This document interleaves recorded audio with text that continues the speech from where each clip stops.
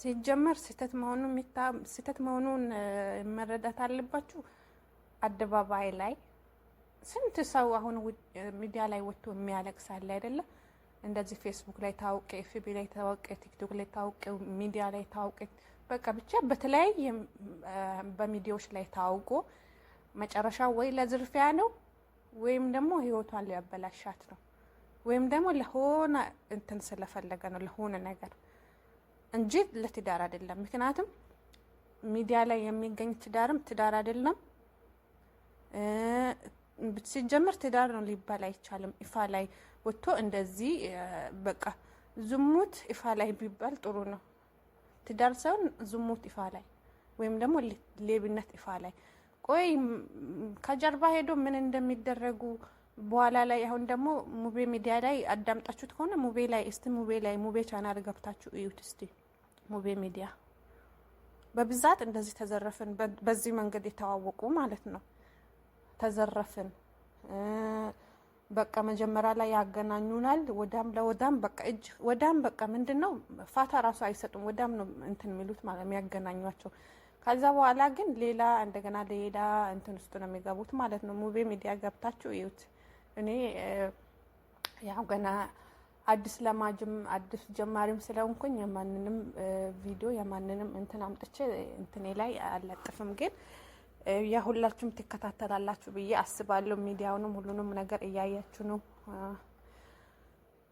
እና በቃ ይሄ መንገድ ትክክል አይደለም ነው።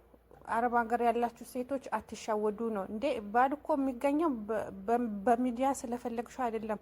ፈጣሪ ላንቺ ያለው ነገር አላህ ደግሞ ላንቺ የረዘቀልሽን ይሻግታል እንጂ ማንም አይበላውም። ላንቺ ያለው ነገር ላንቺ ያስቀመጠልሽ በቦታውም ነው ያለው። እንደ ሚዲያ ላይ ሆነ ትዳር ነው የሚባላል። እንደ ትዳር አይደለም እኮ ይሄ ትዳር አይደለም። ሲጀመር የሴትነት ወጋችን የሴትነት ክብራችንን ጥለን ነው ሚዲያ ላይ እየገባችሁ ያላችሁ። ሴትነት ወጋችሁን፣ ሴትነት ታሪካችሁን፣ ሴትነታችሁን፣ ቤተሰባችሁን አዋርዳችሁ ራሳችሁን አዋርዳችሁ ይሄ ውርደት ነው። በኋላ ላይ ብትጋቢ ራሱ እኮ እርግጠኛ ነኝ የሆነ ነገር ካገኘው ካንቺ የሆነ ነገር ካገኘ በኋላ እኔ አልፈልግሽም ይልሻል። ለምን ስል እኔ ያገኘሽ እኮ ሚዲያ ላይ ነው። ለኔ ለትዳሬ የምትሆነው ሚዲያ ላይ ያገኘዋት ሴት ሳትሆን ፈጣሪ በሰጠኝ መንገድ የማገኛት ሴት ነው እንጂ ሚስት የምትሆነው አንቺ ሚስት አትሆኝም ሊልሽ ይችላል። ብቻ ወንዱም ደግሞ እንደዛው እንዴ። ቆይ ለምንድን ነው የማናስበው? ፈጣሪ አንቺን ሲፈጥርሽ እኮ መጀመሪያ ሲፈጥርሽ ራሱ እኮ ያንቺን ከተወለድሽ ጀምሮ እስከምትሞቺ ድረስ ያለውን ታሪክሽን እኮ ፈጣሪ ጽፎ አስቀምጦልሻል። የሆነ ቀን ላይ ምን እንደምትሆኝ፣ ምን አይነት ባል እንደምታገቢ፣ የት እንደምትሄጂ፣ የት ምን እንደምትሰሪ፣ ምን እንደሚያጋጥምሽ የህይወትሽን ታሪክ እያንዳንዷን ክፍል ጽፎልሻል እኮ ላንቺ ያለው። ይሄ ማለት ላንቺ ያለው የትም አይሄድም፣ ፈጣሪ አስቀምጦልሻል። ፈጣሪ ያስቀመጠልሽን ደግሞ እስከሚያገናኝሽ በትዕግስት መጠበቅ ሲገባሽ ሚዲያ ላይ ወጥተሽ ባል ፈልጉልኝ፣ ሚስት ፈልጉልኝ። እውነት ይሄ እናት አባት ለፍቶ አሳድጎሽ የልጄን ወግ ማድረግ ያለው የልጄን ደስታ ያለው ልጄ ተሰርፈኛለሽ ነገ ትጦረኛለሽ ብሎ ካንቺ ስንት ነገር ሲጠብቅ አንቺ ደግሞ ውርደት ታከናና ወይኔ ጉዴ አማርኛ ራሱ ጠፋብኝ። ውርደት ነው የምታለብሻቸው ማለት ነው። ለነሱ ጥሩ ነገር መልካም ነገር መስጠት ሲገባሽ ለነሱ ውርደት ቅሌት ሚሰጫቸው። በዛ ላይ ደግሞ እኛ ኢትዮጵያ ላይ እንደዚህ ነገር አያምርብንም። በእኛ ኢትዮጵያዎች ወንድ ልጅ ነው እንጂ ለትዳር ሲጠይቅ የሚያምረው ሴት ልጅ ለትዳር ስትጠይቅ ራሱ የወጉም አይደለም ሲጀመር ማለት ነው። ባህላችንም አይደለም። የኢትዮጵያን አይገልጽም። ይሄ እንደዚህ አይነት ነገር ሚዲያ ላይ ወጥቶ ባልፈልጉልኝ ሚስት ፈልግልኝ፣ ይሄ መስፈርቴ ነው፣ እንደዚህ ብሎ ትዳር የለም። ይሄ ትዳር ሰው ለጊዜያዊ በቃ ለጊዜያዊ ዝሙት ነው። ለሚያገናኘው ሰው ገበያው ነው፣ ጥቅሙ ነው፣ በቃ የስራ ምንጭ ነው፣ በቃ የስራ አይዲያው ነው ማለት ነው ለሚያገናኘው። ግን የሁለቱ የሚገናኙት ደግሞ አንደኛ መዘረፋቸው ነው፣ ሁለተኛ ደግሞ ዝሙት መስራታቸው ነው።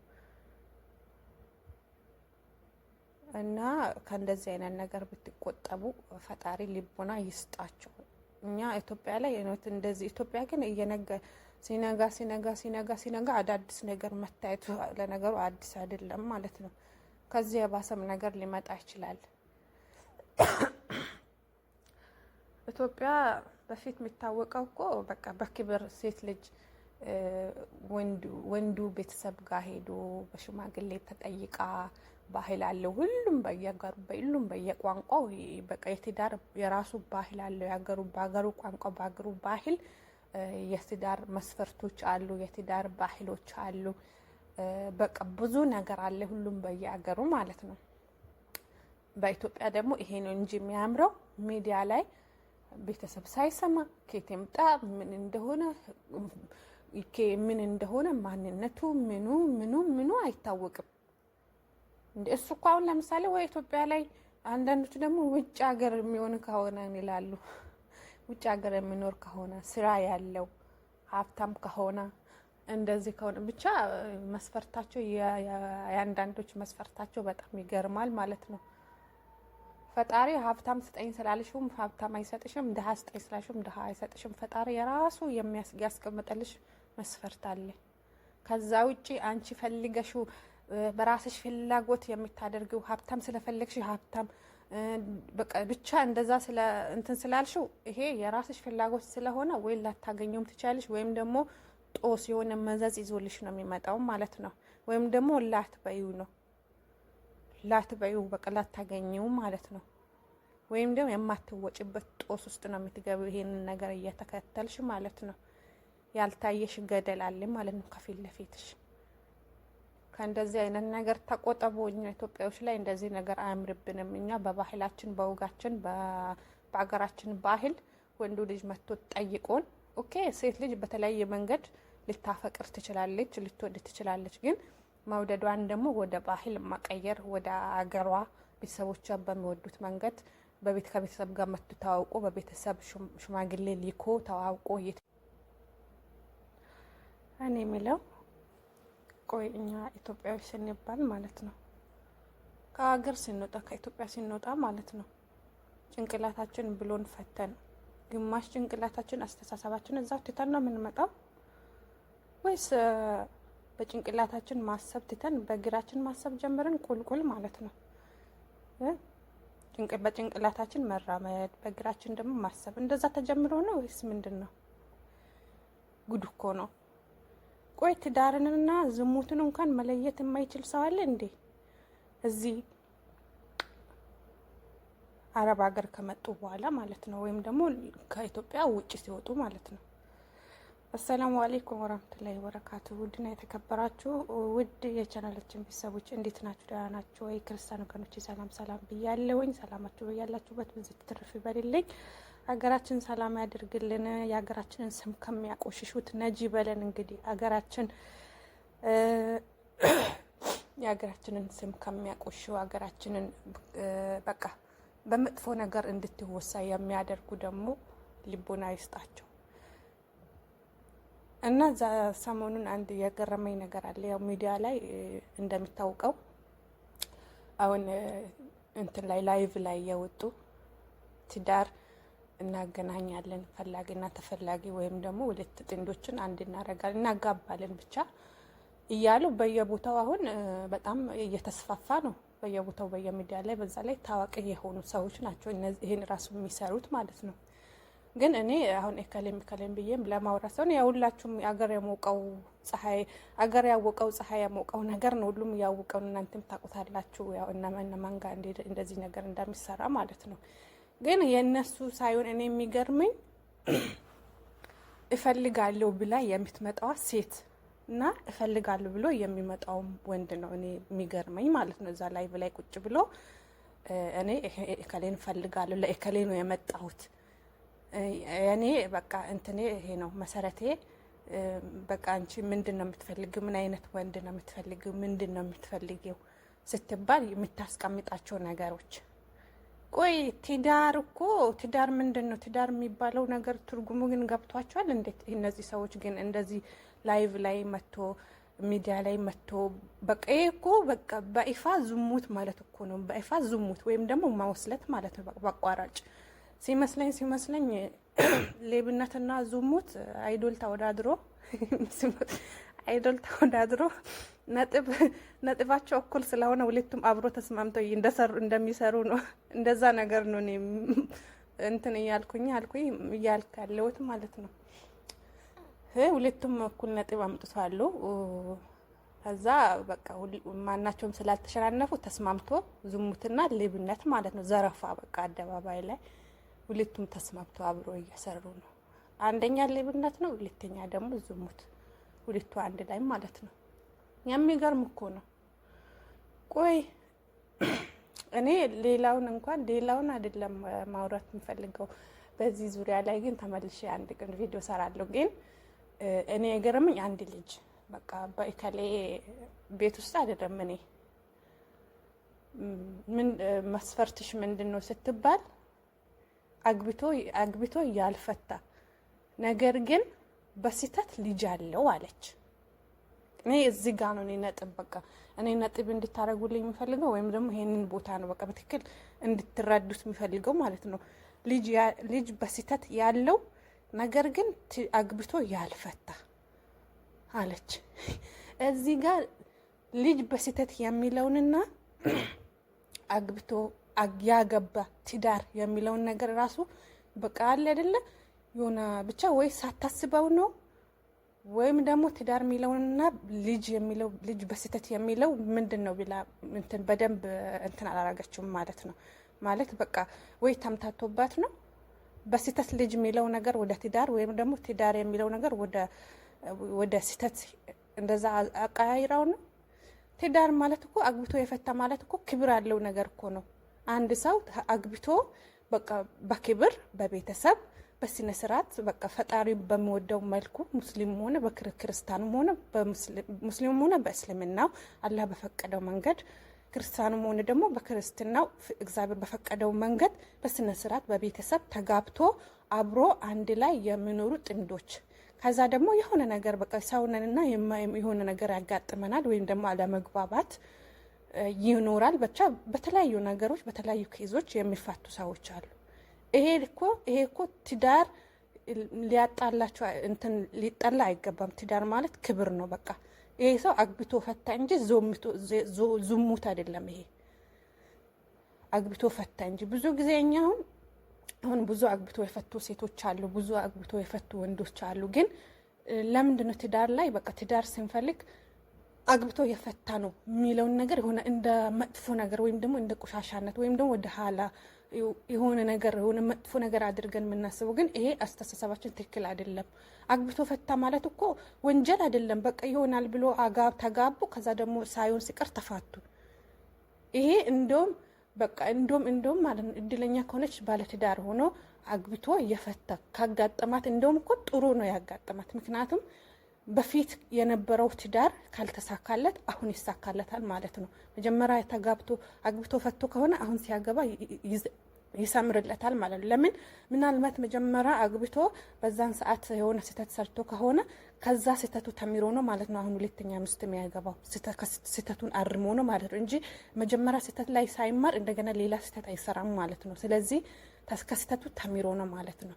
ስለዚህ ትዳር አግብቶ የፈታ ሊጠላ አይገባም፣ ምርጫ ውስጥ አይገባም ማለት አይደለም። እንዴት ነው ትዳር አግብቶ የፈታ ሴት ሆነች ወንድም ምርጫ ላይ የማይገቡት? በትክክል ምርጫ ላይ መግባት አለባቸው። ለምን ወንጀል አልሰሩም፣ ኃጢአት አልሰሩም፣ ፈጣሪ በማይፈቅደው መንገድ አልሄዱም፣ ተጋቡ፣ በቃ ሳይሆን ሲቀር ተለያዩ። ስለዚህ ምርጫ ላይ አይገቡም ማለት አይደለም። በስህተት ልጅ የሚባለው ነገርስ ምንድን ነው? በስህተት ልጅ ከወለደ በስህተት ልጅ ያለው ከሆነ ችግር የለውም። ግን አግብቶ የፈታ ከሆነ ግን አልፈልግም። እውነት እች ልጅ በትክክል አስተሳሰቧ ትክክል አይደለም። በቃ ወይም ደግሞ የሆነ ከጭንቅላቷ የጎደለው ነገር አለ ማለት ነው። ምን ማለት ነው? አግብቶ የፈታ ወይም ደግሞ በስህተት ልጅ እና በባህሏ በሀገሯ ባህል በቤተሰቦቿ ሽማግሌ ልኮ አክብሯት ቤተሰብ ተከባብሮ በፍቅር በጋራ መነሻው መድረሻው ታውቆ ምንነቱ ታውቆ በክብር በስነ ስርዓት ስትጋባ ትዳሯ ክብር ይኖረዋል። የምትወልዳቸው ልጆች በቃ ጥሩ መሰረት እንዲኖራቸው ጥሩ ስለ ምግባር እንዲኖራቸው በቃ በሁለት በትዳር መሀል በሁለት በሚዋደዱ ክብር በሚኖራቸው እሱ ቤተሰቦቿን አክብሮ እሷም የእሱን ቤተሰብ አክብራ ተዋዶ ተከባብሮ በክብር በቃ ክብር አለው ማለት ሲጀመር በቃ በሽማግሌ በቤተሰብ በሀገር ባህል የሚጋቡ ሁለት ጥንዶች በቃ ከመጀመሪያ እስከ መጨረሻ ፍቅር አላቸው፣ ክብር አላቸው፣ እርስ በርስ ይከባበራሉ። የሚወልዳቸው ልጆች ራሱ እንደዛ ነው። በቃ ለሰው ጥሩ አመለካከት ያላቸው እናት አባትን አክባሪ በቃ ሁሉ ነገራቸው የበራ ማለት ነው። በቃ ቤታቸው በፍቅር ነው የሚሞላው ማለት ነው። እንደዛ ሲሆን ትዳራቸው እንደዛ ሲሆን ግን ይሄ የመንገድ ትዳር ነው። ይሄ እንትን ላይ በላይቭ ላይ የሚገናኙ ትዳር የመንገድ ትዳር ጊዜያዊ ማለት ነው። ዝሙት በይፋ ሌብነት በይፋ በቃ ግልጽና ግልጽ ነገር ነው እና እኛ ላይ በእኛ በኢትዮጵያዎች እንደዚህ አይነት ነገር አያምርብንም። ስግደት ላይ ያላችሁ ኢትዮጵያውያን ሴቶችም ሆነ ወንዶችም እኛ እኮ ከሀገራችን ያለ ምክንያት አይደለም የወጣ ነው አይደለም። ስንት ነገር አይተን በፓስፖርት ደረጃ ላይ ምርመራ ደረጃ ላይ ብዙ ፕሮሰስ ጨርሰን ብዙ ወጣ ወረዳ አይተን እኮ ነው እዚህ የደረስነው አይደለም። ለሆነ ነገር ለሆነ አላማ የሆነ ነገር የጎደለብን ነገር ወይ የሆነ የምናሳካው ነገር ወይም ደግሞ የሆነ ነገር ጎሎብን ያችን ነገር ለመሙላት ነው ቤተሰብ ትተን ልጅ ትተን ብዙ ነገር ትተን የመጣ ነው። ያንን አላማ ሲተን በቃ የሆነ ፌመስ አጫውተናል ወይ የሆነ ነገር ብቻ አላቅም ብቻ የሆነ ጭንቅላታችን ውስጥ ምን እንደሚሞላ አላቅም። ይሄ በቃ የሆነ ስህተት በቃ ወደ ስህተት ወደ ዝሙት ምንድነው የሚገፋፋችሁ ማለት ነው። ከእንደዚህ አይነት ነገር እንቆጠብ። አገራችንን በጥሩ ነገር ሰርተን በጥሩ ነገር አገራችንን እናስጠራ። ባልሆነ በሆነው ነገር የሀገራችን ስም አናጠለሽ፣ የሀገራችን ስም አናቆሽሽ። ሰው በአንድ ሰው ምክንያት እኮ ነው አገር በሙሉ የምትሰደበው ማለት ነው። አንድ ሰው ባጠፋው ሙሉ ኢትዮጵያ ትሰደባለች። ኢትዮጵያ ትባላለች እንጂ እኮ ብሔሯ አይታወቅም እኮ። ብሔሯ የዚህ ሀገር ብሔር ናት አትባልም። ኢትዮጵያዊ ናት ነው የሚባለው። ሙሉ ኢትዮጵያዊ ነው የሚሰደበው ማለት ነው። እናንተ በምትሰሩት ወንጀል ሙሉ ኢትዮጵያዊ አትወነጀል ማለት ነው። ሙሉ ኢትዮጵያ አትወነጀል። እናንተ በምታረጉት በዚህ ወስላታ ነገር፣ በዚህ መጥፎ ነገር፣ በዚህ በሚያሳፍር ተግባራችሁ ሙሉ ኢትዮጵያ አትቆሽሽ። ኢትዮጵያን አታቆሽሹት። ለኢትዮጵያ ይሄ ነገር አይመጥናትም። ባህላችንም አይደለም፣ ወጋችንም አይደለም፣ ታሪካችንም አይደለም። እኛ ኢትዮጵያዊ በሀገራችን ስንጋባ በባህላችን ቤተሰብ ባስቀመጠንን መሰረት የትም አፍቅሪው፣ የትም ተዋውቂው፣ የትም ተዋደጂ፣ ግን ዞሮ ቤተሰብ በቃ መግማው መውጫውን መድረሻው መነሻውን አውቆ በባህላችን ስንዳራ በባህላችን ስንጋባ ያምርብናል። ከእንደዚህ አይነት ነገር ጠብቁ። ሀገራችንን አላህ ሰላም ያድርግልን። የሀገራችን ጥሩ ነገር አላህ ያሰማን። ለሀገራችን ሁላችንም ስግደት ላይ ያለን ያስብነው ያለምነው ተሳክቶልን ለሀገራችን አላህ ያብቃን። ሀገራችን ላይ ገብተን ከቤተሰቦቻችን ጋር የምንደሰትበትን ከቤተሰቦቻችን ጋር የምንገናኝበትን ቀን አላህ ቅርብ ያድርግልን። በያላችሁ በሰላማችሁ ብዙ ትበልልኝ። ላይክ፣ ሼር፣ ሰብስክራይብ ማድረጋችሁን እንዳትረሱ። አዲስ ለቤታችን አዲስ የሆናችሁ ደግሞ የደውል ምልክቷን